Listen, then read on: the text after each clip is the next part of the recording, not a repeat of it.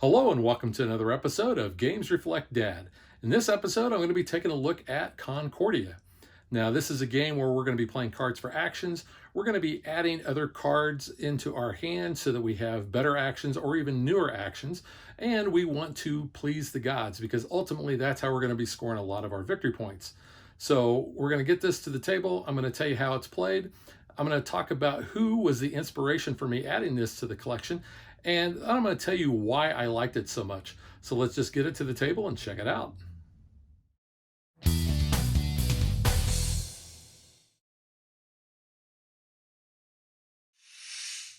The game board is double-sided, and this side here is for 2, 3, or 4 players.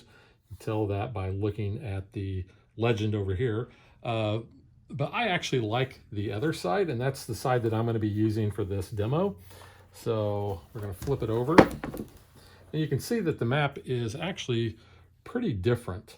And this says this side is used for a 3, 4, or 5 player game.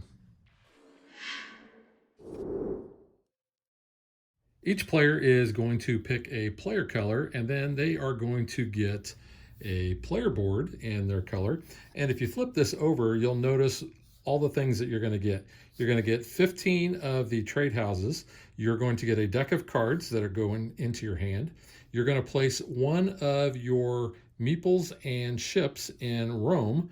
You're going to place your starting marker on 0, and it's also going to show you on the other side of the board the starting resources that you're going to get and where to put those extra pieces that you have. So you're going to put 2 of your meeples up here, you're going to put 2 of your boats here, you're going to get 2 wheat, 1 silk, 1 wine, 1 brick, and 1 tool. The other player colors that you get are yellow, black, red, and blue. Also looking at the back of the board, it's going to tell you how much money each player is going to start with based on where they are in turn order and how many players you have. So you can see whoever is randomly the first player is going to start with 5 money, and then each successive player is going to get 1 additional based on where they are and how many players. Also, when you flip this back over to your warehouse side, you can see these 2 spots kind of have an outline for your land meeple, and then here you see the outline for your 2 ships. So you can see here I have these pieces arranged on the player board for the green player.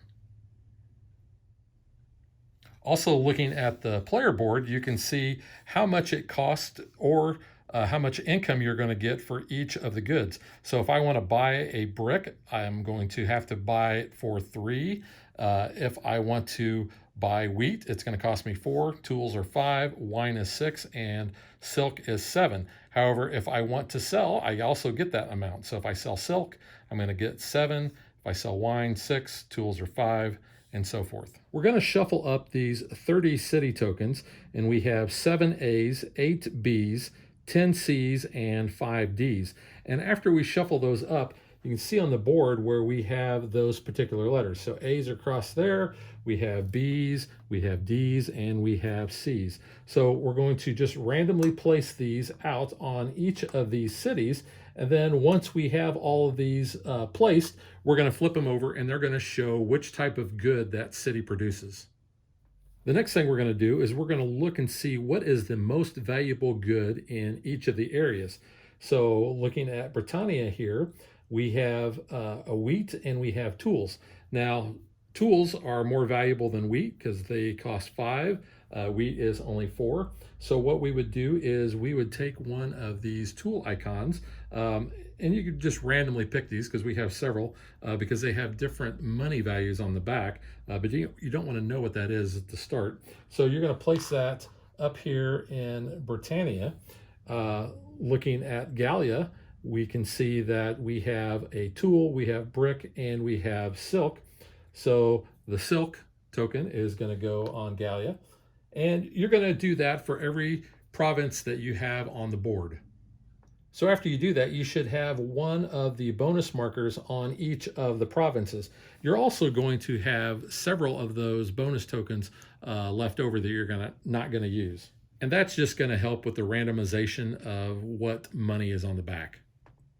We have 5 cards with different backs, and they're numbered from 1, 2, 3, 4, and 5. And you are going to be only using the cards based on the player count. So in a 3-player game, we'll only use 1, 2, and 3, and stacks 4 and 5 can be returned to the box.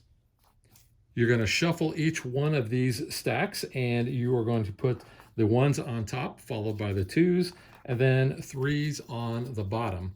And then these are going to go in the top right-hand corner.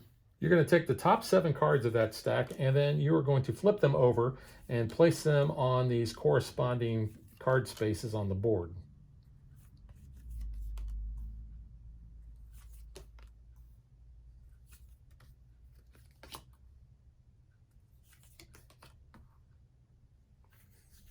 And you're also going to take this card that has Concordia and 7 victory points, and you're going to place that next to that stack as well. Now the game does come with this nice reference card here that will walk you step by step through game setup, and it is double-sided, so you can see that there is an alternate language on the back, but this is laid out very well and tells you exactly what you need to know. And that's pretty much all you have to do for setup.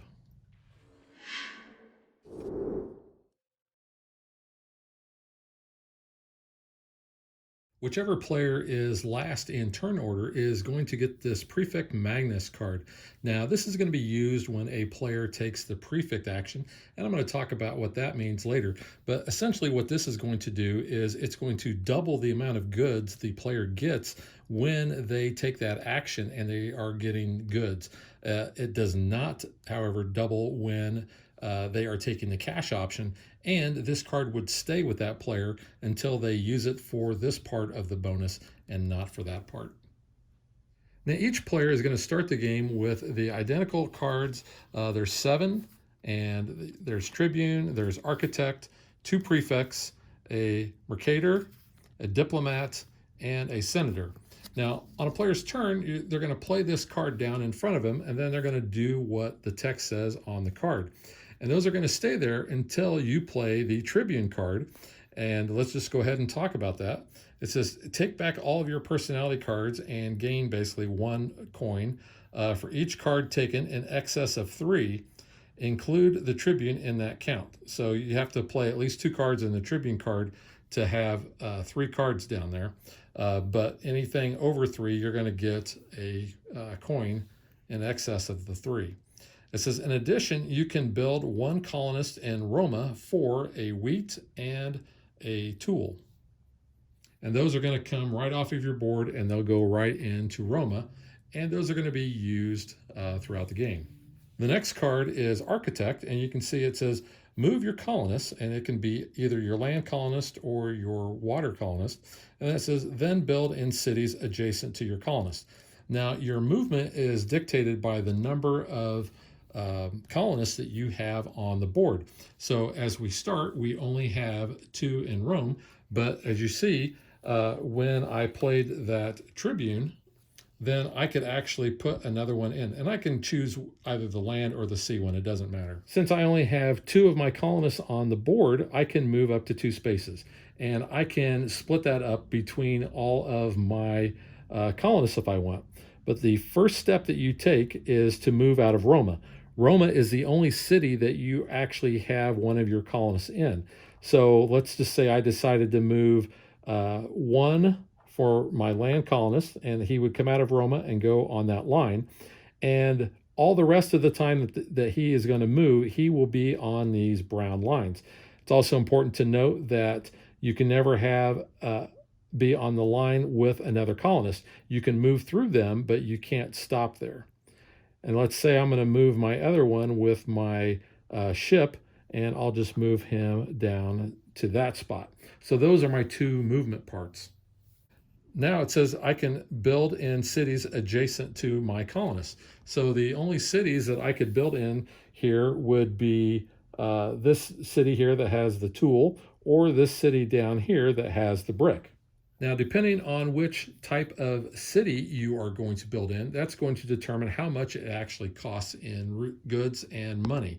So we have this player aid card here, and you can see based on which of the cities how much it costs. So if I wanted to build one of my houses in a brick city, it's going to cost me 1 wheat and 1 coin. And then all the rest of the cities are going to cost me a brick and some coins and different resources. So to build in a wheat city, I would have to pay a brick, a wheat, and 2 coins. In a tool city, I have to pay a brick, a tool, 3 coins. A wine city costs a brick, a wine, and 4 coins.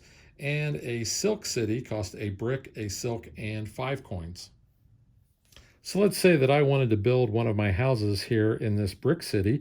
It would cost me 1 wheat and 1 coin. So I would take one of my houses and I would place it on that city, and then I would pay a coin to the bank. Now this is a 5, so I would obviously get change, but I would spend a wheat and that would go back to the supply. Now, if there was another player's house that was there, then I would have to basically pay more in order to place that house. So let's say that there were already 2 other houses there.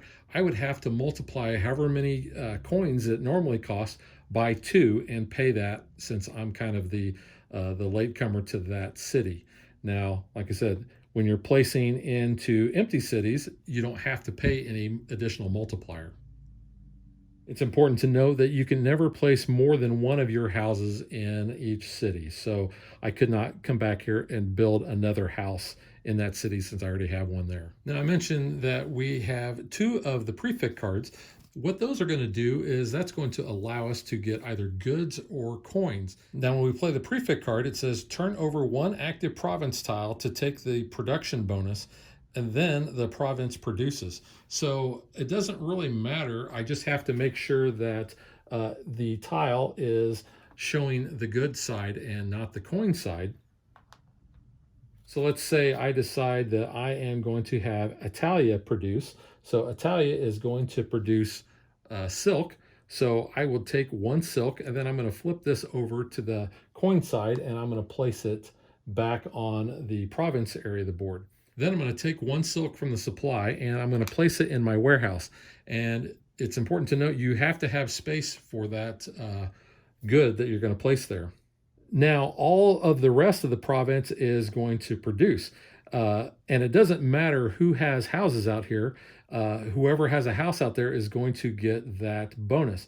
So because Italia is producing, I will also get 1 brick, and I will place that on my warehouse as well.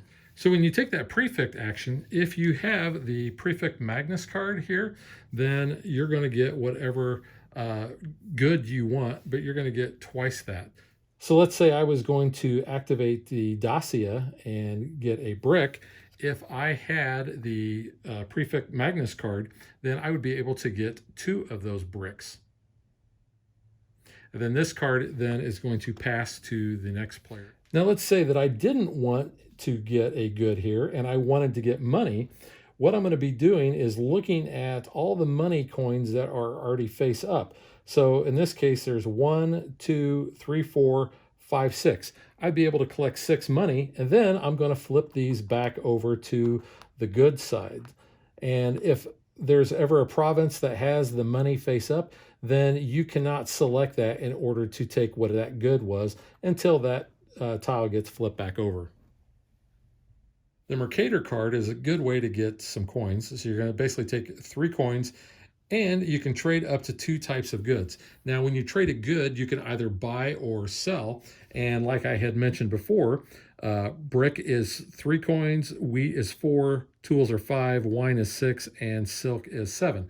So I can either buy, let's say I wanted to buy a brick, it would cost me 3 coins. And I could turn around and I could sell a wine and get 6 coins back. The Diplomat card is kind of a clone. It says use an opponent's top face-up personality card in their discard pile. So let's say that one of the other players had just played the Mercator card. I could play that Diplomat and basically copy this card, take 3 money and do 2 types of trade goods. And then the last card that we have is the Senator card. And this is how we're going to get those other cards up there. It says you can purchase up to 2 new personality cards and put them into your hand. So you don't have to wait to use them. You're going to be able to have them available right after you purchase them. So let's take a little closer look at that personality card market. So looking at the personality cards that we can buy with that Senator card, we are going to look and see how much it's going to cost. So you can see here, the cost is in this red border here. So it's going to cost a tool in order to purchase this diplomat. Now, as we go along, you'll notice that there are other symbols that are below where these cards are at. And these are extra costs that you're going to have to pay in order to get that card on that turn. So the first card in this slot only costs what is in that red area there. However, the next 2 slots have a question mark. That means you're going to have to give up any good that you want in addition to what is shown on the red spot of that card. As you move over to the right, it's actually going to be more expensive. You'll notice that here you have to pay an additional silk. Same with this card here. Here you have to pay an additional silk and any one other item. And if you really want this one, it's going to cost you additional 2 silk in addition to what is in the red. So let's say that we decided that we wanted to buy this Mercator here. It's going to cost us a wine and any other good. So we would take that from our player board and pay it to the bank. And let's say that we also wanted to buy this colonist. It's going to cost us food or wheat and a silk. So after we've purchased those cards, those are going to go directly into our hand. And then we are going to slide these cards down. So they're going to get cheaper as they move along. And then we're going to flip over the next cards that are on top of the deck. So I mentioned that these cards up here offer better benefits than the cards that you're going to start. So you can see this Mercator card is going to give you 5 coins, and it says you can trade up to 2 types of goods. So that's a little bit of a bump over the one that we start with. And then we also have some specialty cards. Now, each one of the items, so the wheat, the tool, the brick, the wine, and the silk, all have their own type of card. So you can see this is a Smith card. So this is going to be for tools. And it says you're going to produce tools in all of your tool cities. So wherever you have a house in a tool city, you're going to get that many in tools. Same with the farmer, but the farmer is going to key off food. And the mason is going to key off brick. Now the colonist is another type of new card that is only going to be found in that deck of cards. You can see that it says you can build new colonists in your city, so you don't have to do it in Roma, and then you're going to build it for the same cost, which is a food and a tool. Or you can take 5 money plus 1 per colonist. So let's say that we had 4 of our colonists on the board. We'd be able to take 5 plus 4 more, so a total of 9. And you'll also notice that all these cards have these basically Roman gods on the bottom here. So we've got Mars, we've got basically Mercury, Minerva. There's a couple 3 Minervas there. Those are going to be used at the end of the game as a multiplier, and I'll talk about that when I talk about end game scoring. The game is going to end in one of 2 ways. When that last personality card is purchased, or a player places their 15th house, that's going to trigger the end of the game. Whoever did that triggering is going to take this Concordia card, which is going to be worth 7 victory points. Each other player is then going to get 1 last turn, and then everybody is going to add up their points. So right before you do final scoring, what is going to happen is each player is going to take all of their cards, either the cards that they've played or the cards that are still in their hand, and then they're going to sort them out based on the gods that are listed on the bottom. They're also going to sell any of the items that they still have in their warehouse, and they're going to take the corresponding money because that's going to be worth victory points.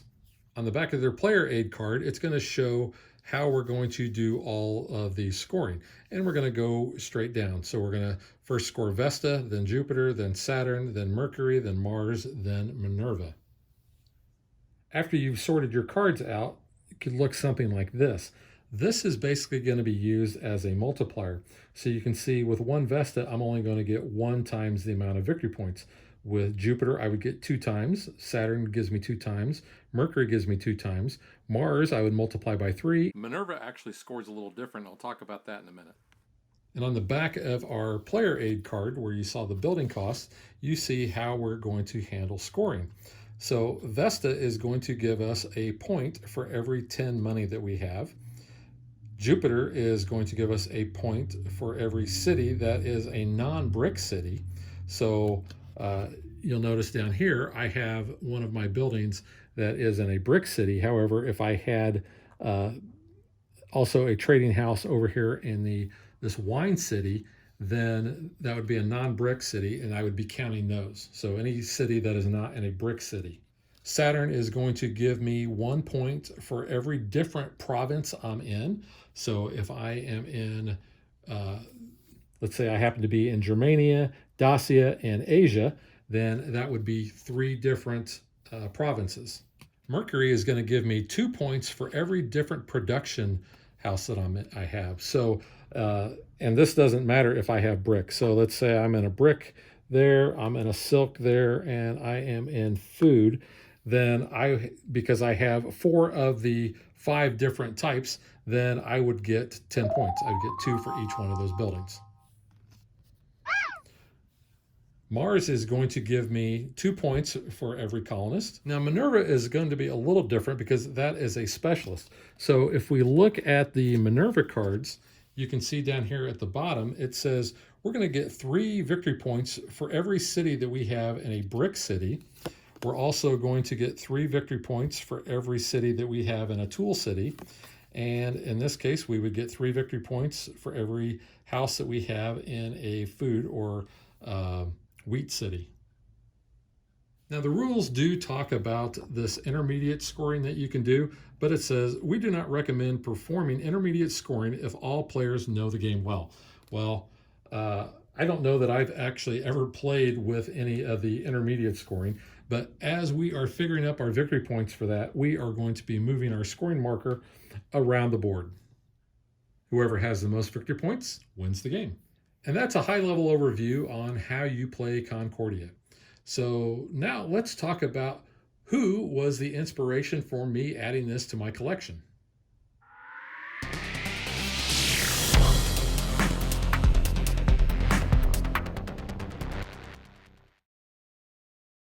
So I'm actually going to credit several people for inspiring me to add Concordia to the collection. First off goes to my buddy Hefe, because he was the first person who ever told me about the game. I can remember being right after Gen Con, and he was telling me how he had played Concordia. I think it was right after it came out. His daughter had bought it, they had played it, he loved it. He goes, "You're really going to love this game." But it was actually at least a year or 2 before I actually got my first play of the game, which goes on to my other people that I want to credit as the inspiration. And that's my Dad, Dave and the Elephant co-stars, Dave Taylor and Tim Norris. The 3 of us and a couple other people had gotten together at Tim's house for a game day. And those guys taught me how to play Concordia. And Jeff was right. This was a game that I instantly fell in love with, really liked how it played, and I don't want to get into too much as far as about that yet. I'm going to cover that in my review, but I really enjoyed it, got to play it with them, and then the next time I think we got together, the 3 of us, we played the game again. So I have to give credit to all 3 of those people, because without Jeff telling me about it, getting me a little interested in it, and then Dave and Tim basically playing this with me, that was really the emphasis for me adding this to the collection. I did go out on Board Game Geek, and I don't remember what I actually traded for this, but this was a new and shrink copy that this person traded to me. So it was really cool that I was able to get my own copy, and I have actually played my own copy several times. So that's always good to get that, the play of your own game off your shelf of shame. So now that you know who has inspired me to add this to the collection, let's get to what I think.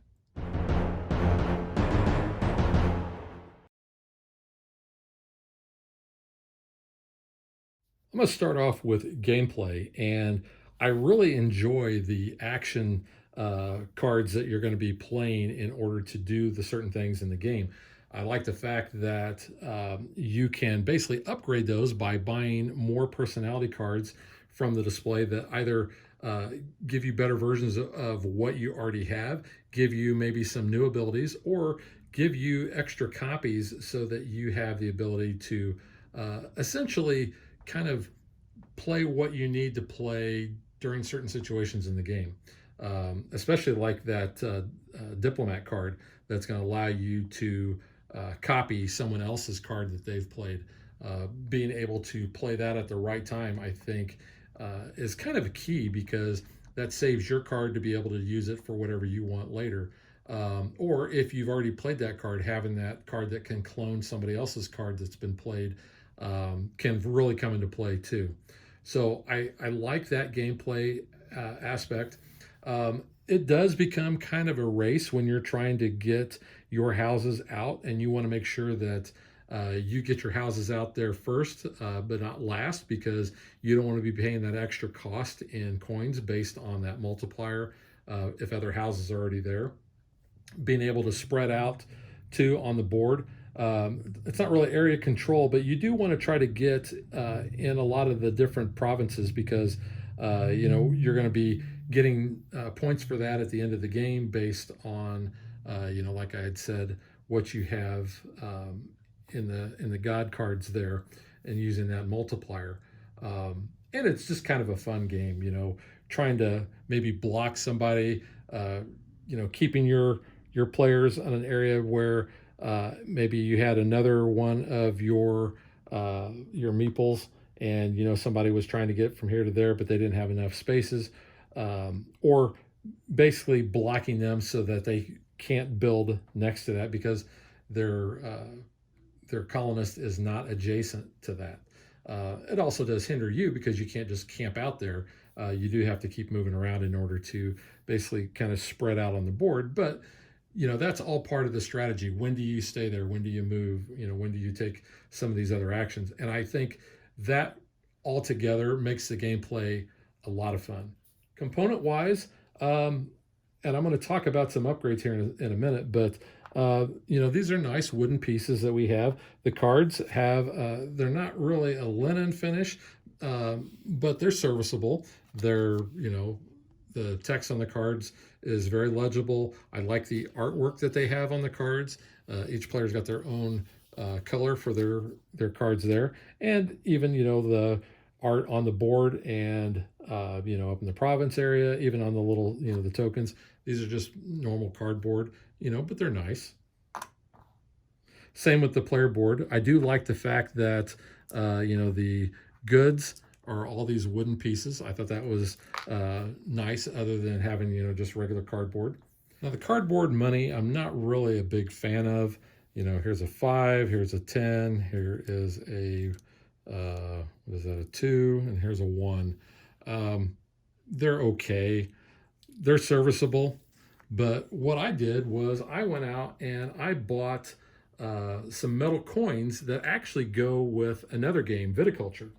And then I bought this box at Hobby Lobby to keep them in. So it makes it look like a little treasure chest. But you can see you do get a lot of coins. These are really nice metal coins. They're only, let's see, there's a value 2. There is a value 5, and I think that's just a 1. So you only get those 3 denominations, but you can see that there is plenty that you get. And metal coins to me are just, they're awesome, because they sound good, got that nice clink to them. They feel good, a lot better than cardboard.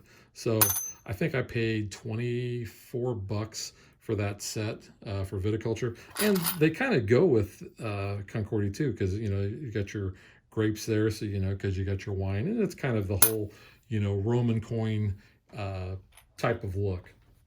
Having the double-sided board is nice, and you can use it the other side for 2, 3, or 4 players. I've always played with this side.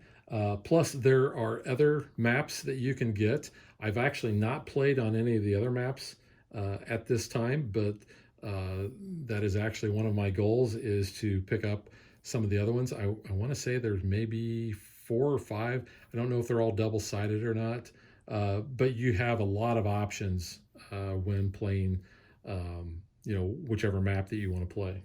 I think the rule books are pretty nice. I showed you the setup one. Here is the one that has the game rules, so you can see all your components, and then there's a breakdown of each of the personality cards, not just the ones that you are going to start the game with, but as other ones that you're going to be able to buy, like the colonist card. Here's the consul, and it gives you examples on how you're going to do each one of those. It talks about further rules for other things you need to remember. The intermediate scoring that I talked about, here's the game end, and then examples on your final scoring, because sometimes that can get a little confusing, but this will walk you through that pretty easily. So Matt Gertz was the designer of this game. He also designed another game that will be on a future edition of Games Reflect Dad, and that is Transatlantic. And there's a lot of similarities between that and this. Both games use cards that you're going to be using to take actions. Both are going to have a row where you're going to be able to get upgraded cards or maybe some better cards and offer some different actions. Gameplay wise, the rest of it is pretty unique for the individual games. But if you're a fan of Concordia already, you might want to go ahead and check out Transatlantic. You might like it for the same reasons. They are getting ready to come out with Crossing Oceans, which is kind of a re-implementation of Transatlantic. So you might want to keep an eye on that. But that is Concordia, a game that I really like. Probably in my top 10 maybe, but I would definitely give it 2 thumbs way up. So we will catch you guys next time. Thanks for watching our video. We hope you enjoyed it, and if you did, click that like and subscribe button. You can also follow us on social media like Facebook and Twitter at DadBeDaughter. And if you like what we do and you want to support us, you can visit our Patreon page. So thanks for watching. Thanks.